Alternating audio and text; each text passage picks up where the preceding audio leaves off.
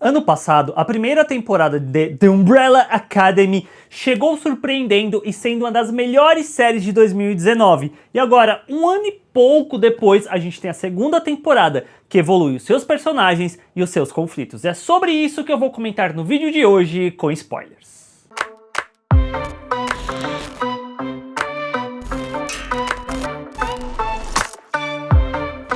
Olá pessoas, eu sou o Arthur e sejam bem-vindos ao Bilheterama. Antes de eu comentar sobre a segunda temporada de Umbrella Academy, não se esqueça, assina o canal aqui embaixo se você ainda não é inscrito e deixa o like agora rapidinho, só aperta, pum, deixa o like, não custa nada e me ajuda bastante. Eu acho muito interessante como essa segunda temporada, ela já abre direto na correria, no sentido de já mostrar pra gente onde que cada um caiu em Dallas durante a década de 60 e só posteriormente que ele vai tomando a calma para mostrar o que aconteceu com cada um deles durante esse período, que eu acho muito interessante. Mas os 7 minutos iniciais da segunda temporada são incríveis, lembra até o episódio no começo que o número 5 fica pulando de tempo enquanto tá tocando Run Boy Run. Me lembrou muito o ritmo da montagem, a trilha sonora, que é muito on point dentro dessa segunda temporada, eu gostei muito, e como que citou a gente, onde cada um dos irmãos caiu, todos no mesmo lugar. E pra variar, o número 5 sempre chegando por último, já com o fim do mundo acontecendo, numa sequência que mostra os irmãos todos lutando juntos, que é meio que eu sinto que as pessoas esperam muito de Umbrella Academy, mostrar os poderes deles, lutando, sendo incríveis e tal. Eles dão esse gostinho pra gente logo no começo da segunda temporada, pra depois, com calma, ir explorando cada um dos irmãos, já com o fim do mundo estabelecido, e eles tendo que impedir com que isso aconteça. E aí agora justamente eu vou falar sobre cada um dos personagens durante essa segunda temporada. Começando por 1960, a gente tem o Klaus e o Ben chegando e dá pra falar um pouquinho dos dois. Começando pelo Klaus, dá pra falar que essa segunda temporada talvez ele não tenha tanto destaque assim quanto outros personagens, porque a primeira ele já foi muito bem desenvolvido. E eu gosto dessa segunda porque você sente uma construção narrativa que tá pegando elementos da primeira temporada e continuando explorando. E dentro do Klaus dá pra sentir isso muito no que tange a relação dele com o Dave. Toda a questão dele virar um líder de um culto é muito engraçado, mas eu sinto que não é tão explorado assim. Tipo, tem o lance dele aproveitar isso tudo, depois ele querer escapar disso, que é típico do personagem, mas toda a relação dele com o Dave é muito interessante porque ele quer impedir com que o amor da vida dele se alixe, vá pro Vietnã, acabe morrendo, só que as ações dele acabam resultando com que o Dave parta pro Vietnã, o que é muito triste, mas também como que já mostra dentro do personagem como que é os Estados Unidos na década de 60 em termos de relacionamento de pessoas do mesmo sexo, que tem uma homofobia muito grande, que vai ser explorada tanto nessa parte do Dave junto com o Klaus, mas depois também quando eu vou falar da Vanya junto com a Cissy. Porém, eu sinto que o Ben é o personagem que mais se destaca dentro dessa dupla. Mesmo que o personagem não tenha tanto o que fazer em cena, os poucos momentos que ele surgiu e o que ele vai fazendo são muito marcantes pra mim dentro da temporada como um todo. Tanto a questão dele se apaixonar por uma seguidora do culto do irmão, quanto o fato dele possuir o corpo do irmão, que rendeu alguns momentos muito engraçados, mas também é muito bonito porque ele está conseguindo sentir alguma coisa, sentir o solo, sentir o rosto das pessoas, abraçar o irmão. A cena que ele abraça o Diego é de cortar o coração. Eu sinto que o Ben, ele acaba virando muito o coração dessa temporada em vários momentos, mas principalmente quando a gente acha que a grande tônica que vai levar os irmãos pra frente vai ser justamente eles brigando, e agora com a possibilidade do Ben conseguir possuir o Klaus, ele vai e se sacrifica pela Vanya, que é um momento muito de cortar o coração. É uma sequência muito bonita dos dois conversando, dele pedindo desculpa pra ela e dele pedindo pra ela não deixar ele ali, tipo, pra ele sentir um abraço antes de morrer, que conversa muito com a primeira sequência do último episódio, que é justamente eles estando no enterro do irmão, que o Reginald Hargreaves, que é um péssimo pai, fala, vocês deveriam ter feito mais pra ele não ter morrido e tal, e os irmãos meio que quebram ali, cada um vai pra um canto, e o Klaus traz o Ben de volta, mentindo pra ele, falando, não, tá tudo bem, depois você vai pra luz e tal, e aí você fica, caramba, não acredito que o Klaus fez isso. Mas aí no final, quando a Vanya tá conversando com o Klaus, fala, não, ele também tava com medo de ir embora, que todas as peças se juntam, é muito triste, e eu sinto que se o Ben não voltar, que eu acho bem provável, é um personagem que eu vou sentir muita falta. Klaus, is Ben here? No, unfortunately, ghosts can't time travel. Are you kidding me? Em 1961, Allison chega numa Dallas que é extremamente racista, ela é perseguida e é salva quando ela entra dentro de um salão de cabeleireiro preto e que protege ela, ela passa a trabalhar nesse local e aí ela se apaixona pelo Ray, os dois acabam se casando e eventualmente ela recupera a voz dela. Nas HQs, a Alyson é branca, tanto é que eu tô com o terceiro volume aqui, que a personagem que tá na capa, ela é branca, e o fato dela ter se tornado preta dentro da série, eu já acho que é muito representativo, mas fica ainda mais forte essa representação quando pegam a Alyson, colocam na Dallas de 1960, em que ela se torna uma ativista pelos direitos civis pretos, num período, num contexto em que a sociedade americana se via no direito e via que era ok você tratar pessoas pretas com racismo, com preconceito, em que você podia entrar dentro de um restaurante e você não ser servido pelo fato de você ser preto. E a Alyson estar lutando pelos direitos da comunidade preta é muito forte e muito representativo nesse sentido. Não só por conta disso, mas também porque o poder dela vem da fala. Ela consegue fazer com que as pessoas façam o que ela quer, só que ela conscientemente não usa esse poder para as causas do ativismo, dos direitos civis. E o único momento que ela usa isso é para proteger aquele que ela ama, numa sequência da brutalidade policial, do preconceito, do racismo que a gente vê no terceiro episódio, que é muito forte essa sequência, conversa com a nossa sociedade atualmente, e aí a Alyson se tornou uma das minhas personagens favoritas dentro dessa segunda temporada, juntamente com o outro que eu já vou falar daqui a pouco. I heard a rumor. You punched yourself in the face.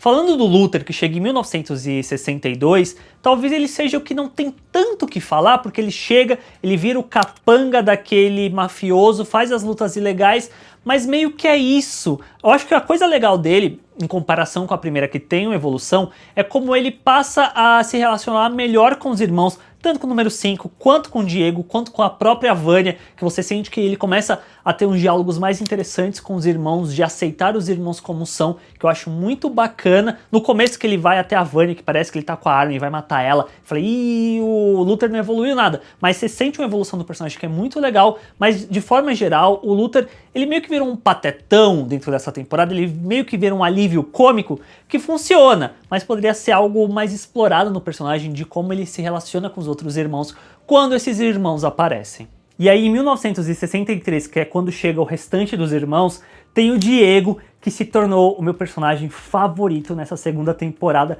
junto com o Ben e junto com a Alyson, mas eu acho que dos três,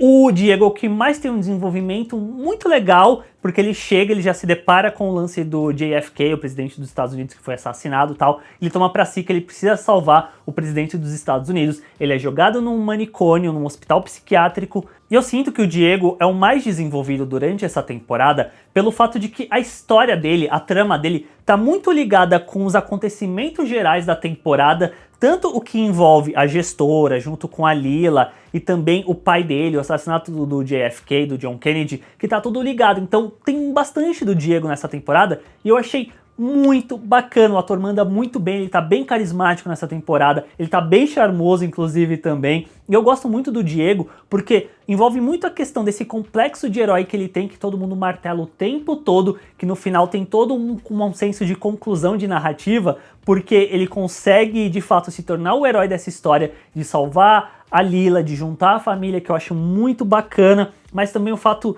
principalmente, dele junto com o pai, com o Hargreaves, com o Reginald, que o Diego constantemente está indo atrás do pai, porque ele bota na cabeça que o pai que é o responsável pelo assassinato, por toda aquela tramóia, faz com que todos os momentos que ocorra alguma proximidade dos dois, ocorra um distanciamento ainda maior. E a sequência do jantar, que o Reginald fala um monte de coisa na cara do Diego, que o Diego quebra, e você fica com dó do personagem, eu acho que é tão forte, tão importante também, no sentido de que esses personagens estão sendo tão bem construídos, tão profundos, que a gente como espectador, a gente criou uma empatia e um carinho tão grande por eles, que quando esse tipo de coisa acontece, a gente sente também. E também da relação dele com a Lila, que começa dos dois não se truncando, não se batendo muito, e como que ele se permite abrir e confiar nela, que é uma coisa que ele também não estava muito acostumado a fazer, e como que depois isso, mesmo que o machuque, ele evoluiu nesse sentido. Então ele passa a tentar, tipo, alcançá-la ainda assim, que eu acho que é algo muito bem feito durante o personagem nessa segunda temporada. Everything in our new lives is connected to the plot to assassinate the president. That can't be a coincidence. E a Vanya chega em outubro de 1963 e perde a memória. O que no primeiro momento, eu confesso que achei uma saída até que preguiçosa para não desenvolver a personagem com os conflitos que ela teve no final da primeira temporada. Só que, conforme a temporada foi passando, eu entendi o que ele estava fazendo e achei melhor desenvolvido, o sentido de que quando a Vanya perde a memória e ela meio que encontra uma família, um amor genuíno na Cici e no Harlan, é uma coisa que ela nunca sentiu quando ela fazia parte do Umbrella Academy e nem com o cara na primeira temporada que manipulou ela. O que eu acho que acaba sendo um desenvolvimento muito interessante para a personagem, principalmente quando ela começa a retomar as memórias dela e ela cria esse conflito de que ela não se sentia amada ali, mas nessa nova situação ela se sente junto com a Cici, que também a ama de volta, que acaba trazendo novamente essa questão da sexualidade para dentro da série, tanto na questão do Klaus junto com o Dave, agora na Cici junto com a Vanya, que eu acho muito forte e representativo, uma conversa que as duas têm no final, quando ela decide ir salvar a Cici e tal, e aí tudo é resolvido, ela fala, vem comigo pro presente, e a Cici fala, tá, mas se eu for com você, as coisas vão estar melhores pra gente, vai estar tudo bem, e a Vanya responde que não. É muito sintomático nesse sentido de que Umbrella Academy nessa segunda temporada faz algo muito próximo do que Coisa Mais Linda faz, que é justamente colocar numa década passada para desenvolver conflitos e situações que dialogam muito com a nossa sociedade atualmente. Dallas, na década de 60, é extremamente preconceituosa com pessoas homossexuais, é extremamente racista com pessoas pretas, e tudo isso, por mais que houveram evoluções em diversos sentidos, a nossa sociedade atualmente, nos Estados Unidos, no Brasil e no mundo, tem vários pontos que ainda, diversas questões, não foram avançadas nesse sentido, e Umbrella acaba funcionando muito bem quando ela tange nesses pontos. Por fim, o número 5 chega por último, tendo que juntar a família, impedir com que o apocalipse aconteça, e a história dele traz de volta a gestora, que eu achei que tinha morrido no final da primeira temporada, tomou um tiro na cabeça, não morreu, voltou, e ela é meio que a grande vilã da temporada, manipulando todo mundo nessa sede em busca de poder, mas eu acho muito legal que a história dela, por boa parte, também envolve a principal temática da série, que é justamente família, da questão dela junto com a Lila. Só que no final a gente entende que envolve muito mais uma questão de manipulação para ela ter poder do que necessariamente ela se importar com a Lila. E falando da Lila rapidamente, eu gostei muito da personagem na temporada, da relação dela com o Diego, da gestora, e como que ela se torna uma das crianças que nasceu em outubro de 89, que é muito interessante porque